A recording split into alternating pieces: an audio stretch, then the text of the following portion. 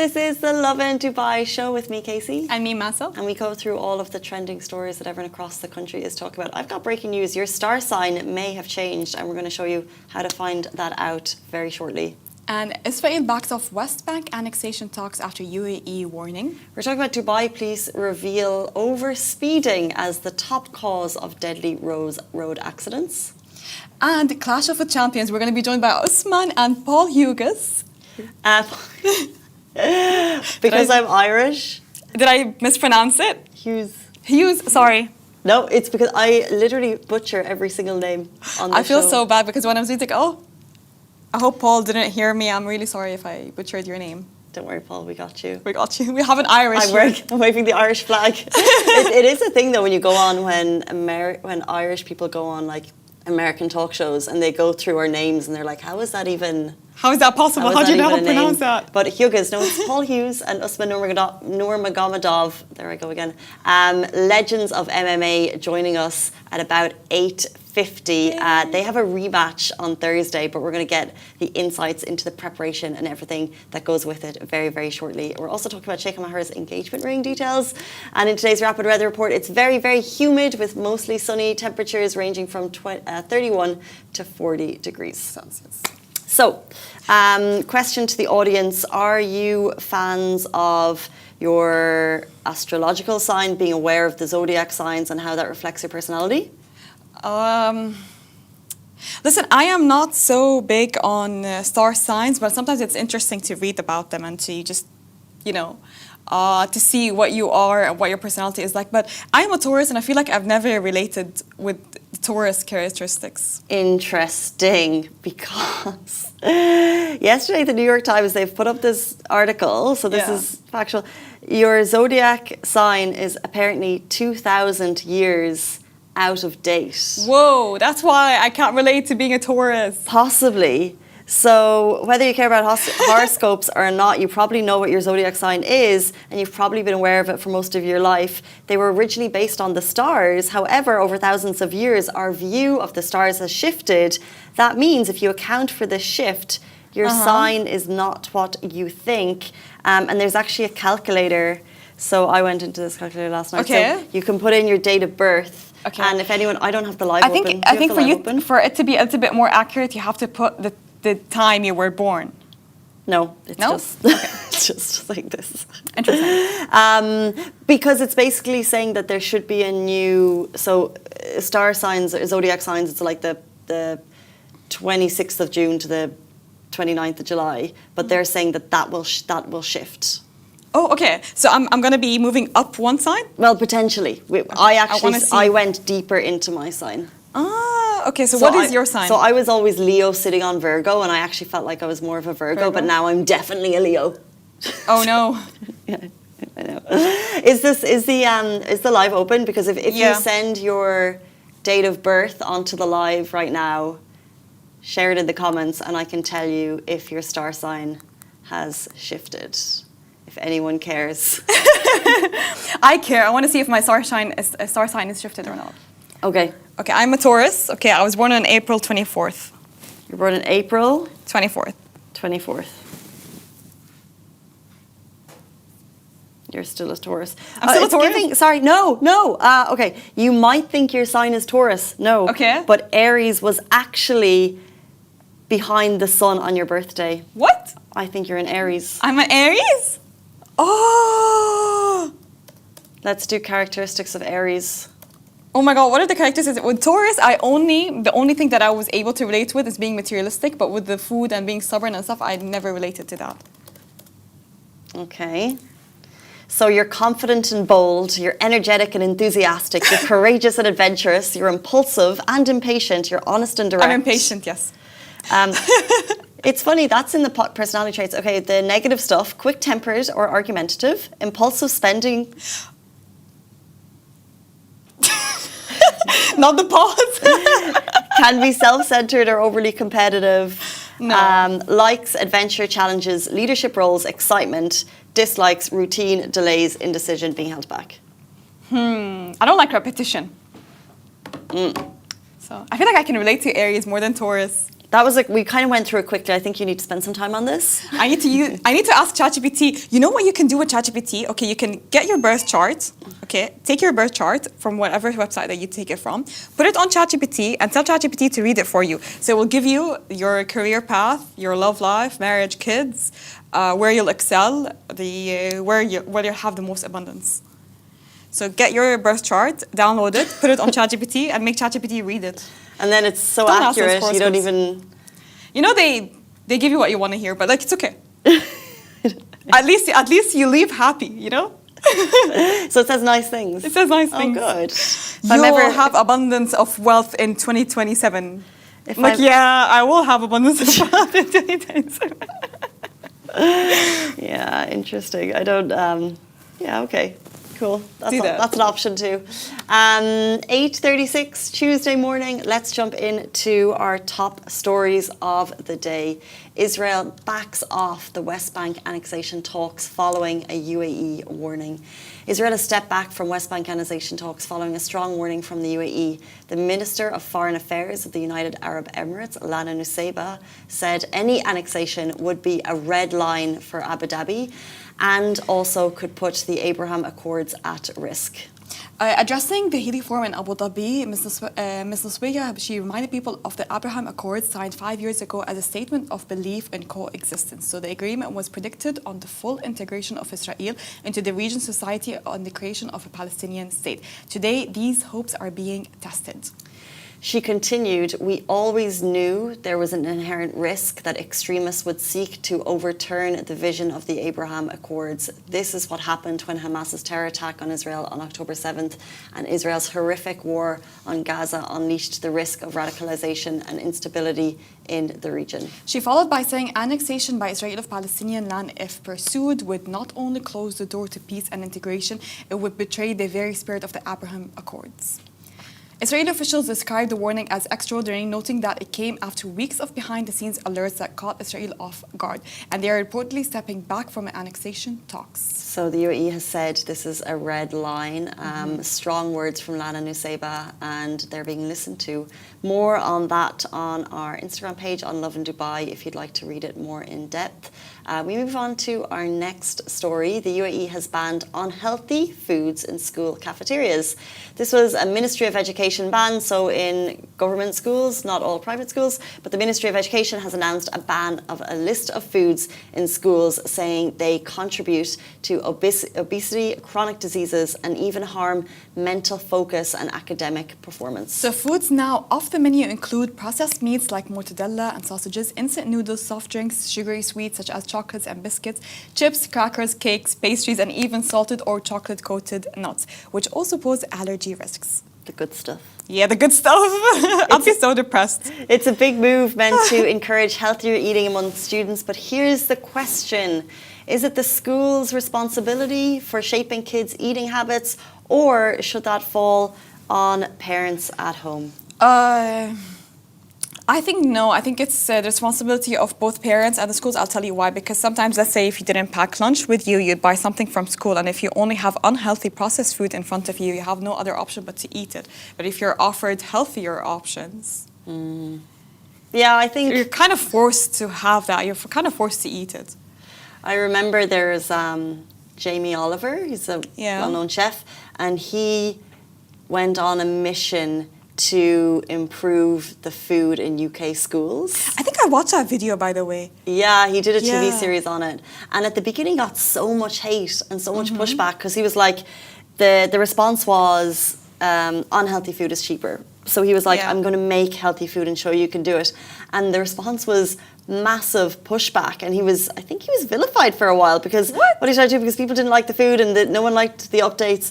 But at the end of the day, I think it's amazing to see the Ministry of Education doing this because it's so true. And even if you as a parent are encouraging healthy eating habits at home, if they have 10 dirham and they're getting the chocolate, the biscuits, the little mini pizzas, the little everything. Yeah. It's so hard to break that habit. That's the thing. We had my school, I was at a boarding school, so all my meals were through the school. Yeah. And I think the lunch was probably healthy, meat and rice, and then the dinner was always like chips and beans and stuff. It was delicious. I loved school food.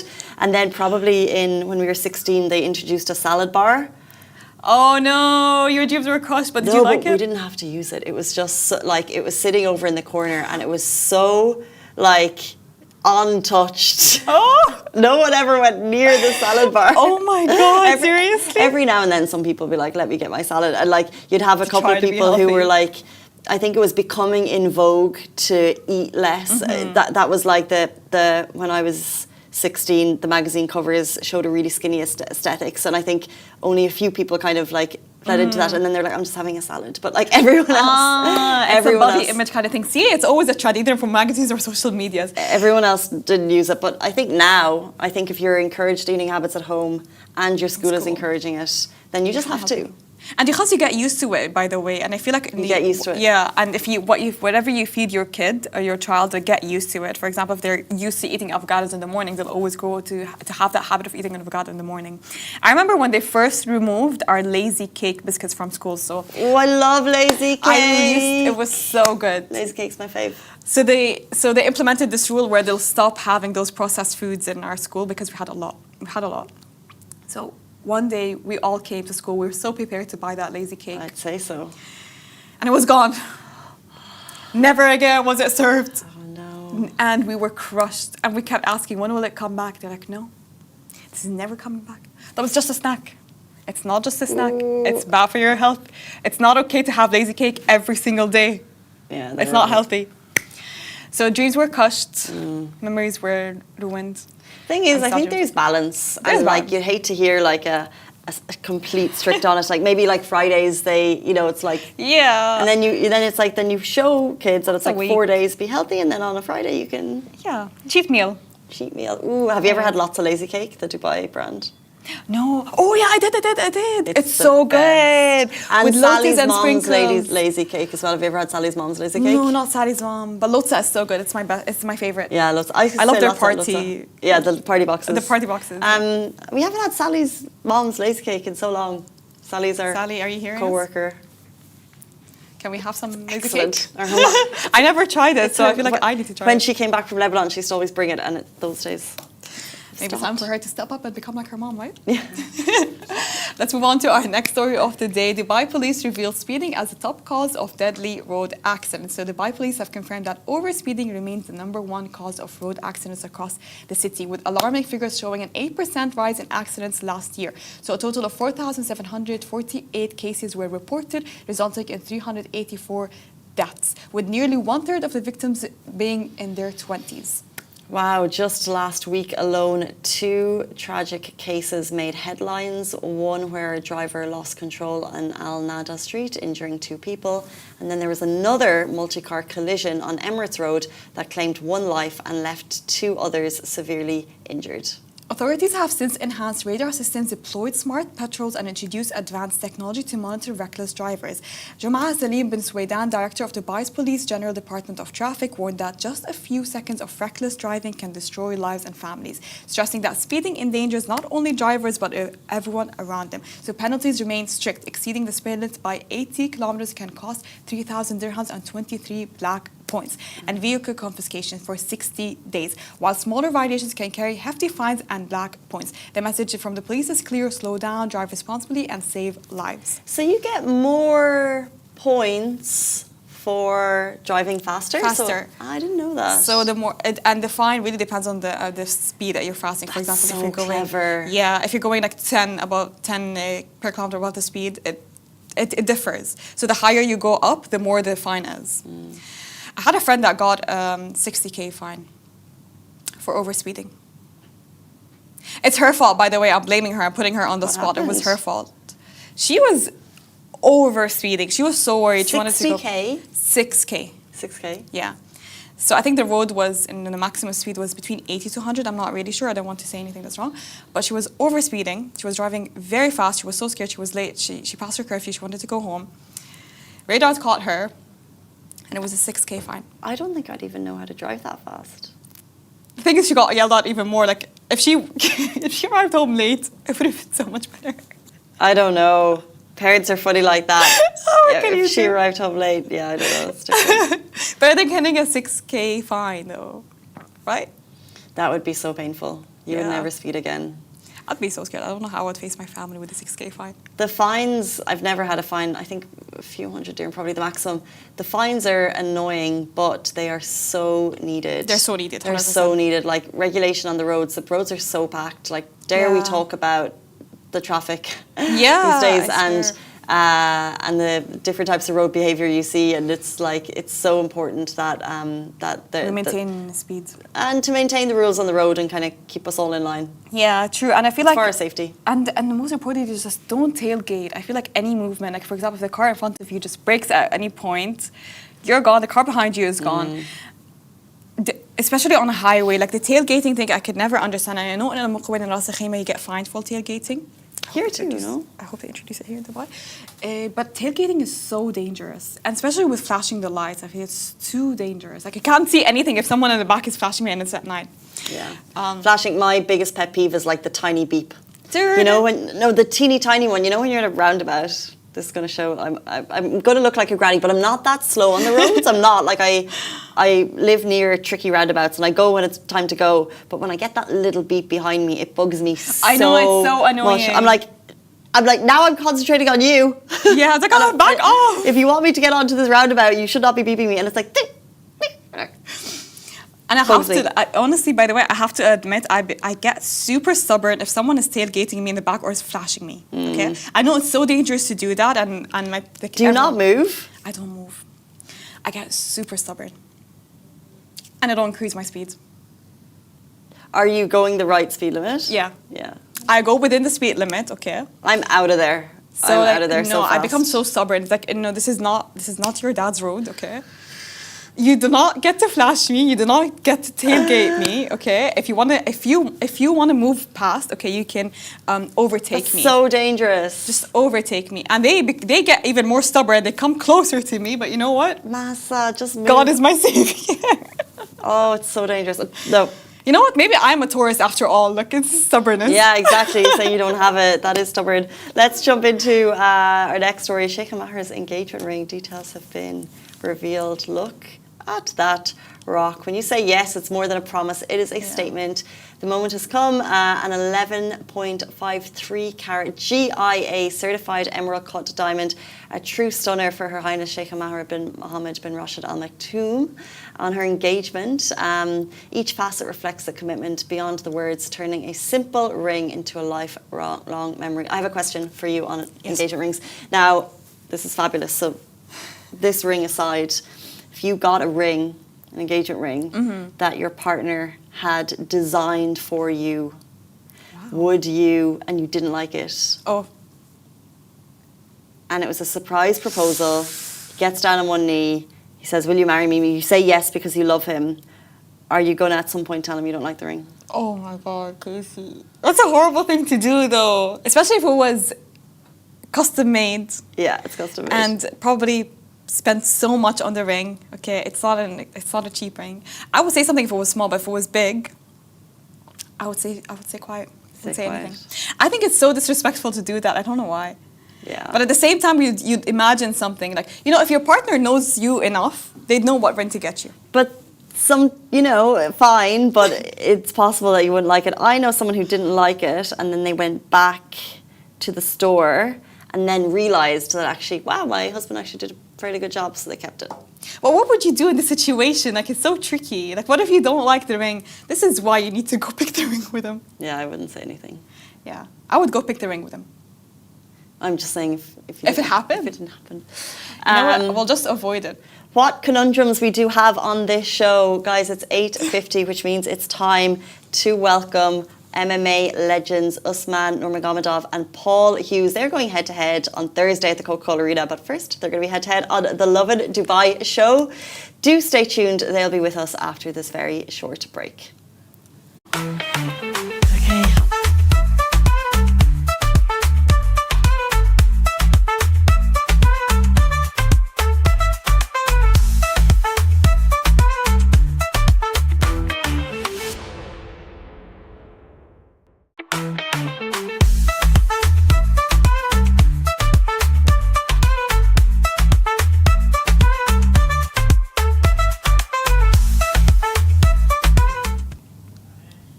Welcome back to the Lovin Dubai show. To my furthest right, we have the undefeated Bellator lightweight world champion Usman Nurmagomedov. Also to my right, we have the Irish sensation Paul Big News Hughes. This Thursday, October 3rd, 2025, inside the iconic Coca-Cola Arena, they will clash once again in the highly anticipated Champions Series World Title rematch for Professional Fighters League.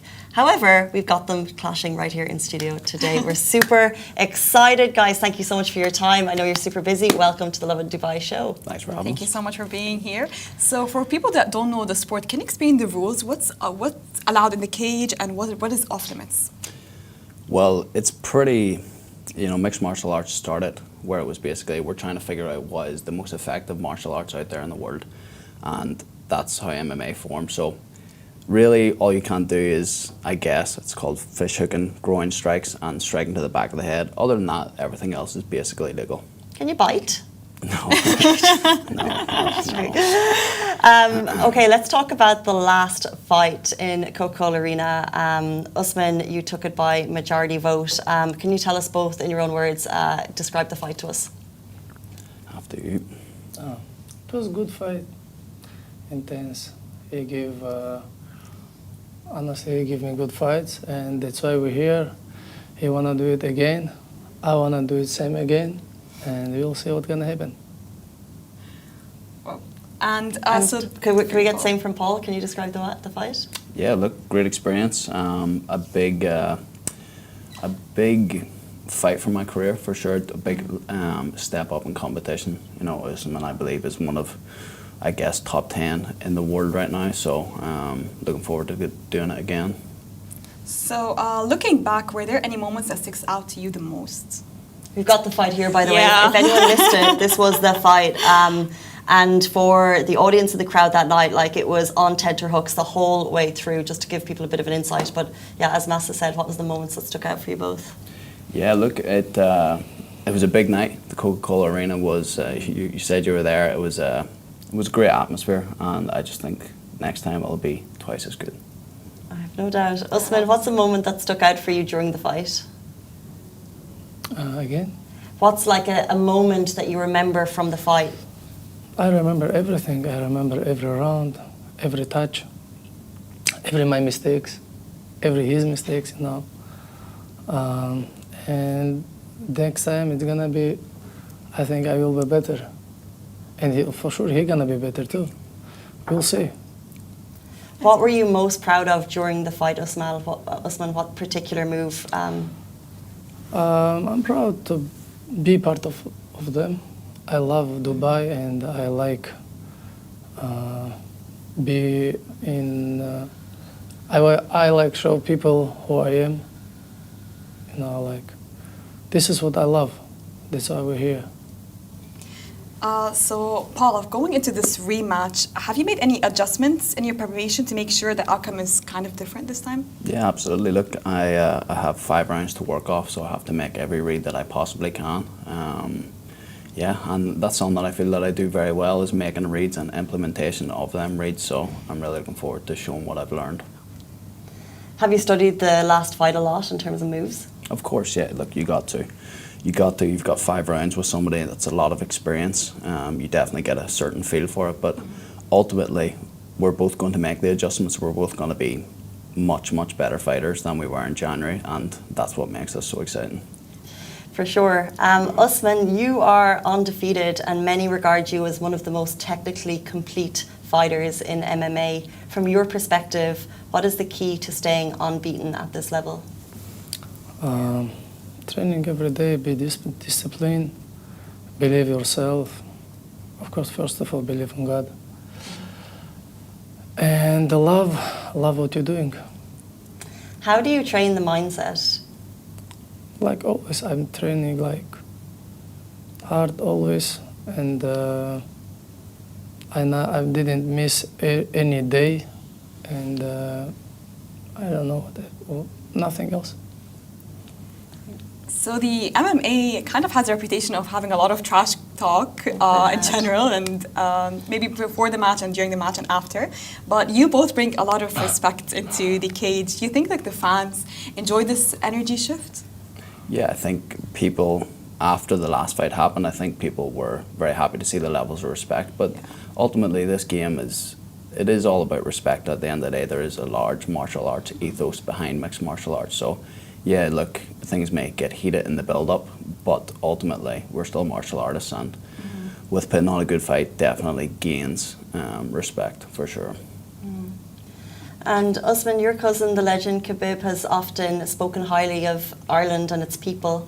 And how do you feel about that connection, and does it change the way you view Paul as you head into the ring? Yes, honestly, yes, because of people from Ireland, they really support Gaza, the people in Gaza, and of course, I can say something bad about these people. Of course, every nation have some bad guys, but it's not make nation bad.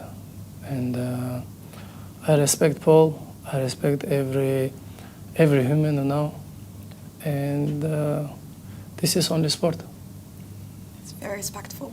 So if, after this match, let's say the results don't go your way, how do you usually bounce back physically and mentally? Well, it didn't go my way last time, so this is what I've had to prove this time. How do I bounce back is just working harder than ever, going deeper than ever, and just dedicating more of my energy to this game. So I'm looking forward to, getting in there once again and showing my improvements. Do either of you have, I suppose, habits or superstitions or things that you're going to absolutely do on Thursday ahead of the fight? Any lucky socks? I think I'm not gonna be change something. I will do my job like always. Striking, clinch, wrestling, everything. I don't have some, I'm not boxer, I'm not wrestler. My skills, it's Muay Thai when I was begin. And I will do MMA. And And same to Paul? Yeah, I don't believe in superstitions, to be honest. I think superstitions can be weakness, so don't really believe in it. Okay. do you train up to the last minute, or do you have a rest the night before the big match? For sure, a good rest. Usually on fight week, you want to take things a lot easier because that week is full rest and getting your body prepared for what you must do on fight night. Well, that considered, we're really grateful to both of you coming into the studio today. And before you leave us, we'd love to play a quick game that we've called Positive Punch. And so we'll give you a quick prompt, and what you need to do is say something nice about your opponent in the spirit of nice words and Energy, phrases. and Okay, so Positive Punch with MMA legends Paul Hughes and Usman Nurmagomedov. Okay, so to each one of you, can you describe each other in one word, but positively? Talented. Okay, nice. Osman. Humble. Okay, that's a nice one. I love it. What's his best move in the cage? He's boxing. He's boxing. Evasiveness. Very good. And outside the cage, what's one thing about him that you respect the most? Respectful. Respectful. Respectful answer. Like pulling teeth on the last one. Guys, thank you so much. We appreciate your time. And that brings us to the end of the Lovin Dubai show. Catch the fight at the Coca-Cola Arena this Thursday. Get your tickets. Thank you, Massa. Thank you, Casey. And we'll see you back here tomorrow morning, same time, same place. Bye-bye. Bye. Thank you.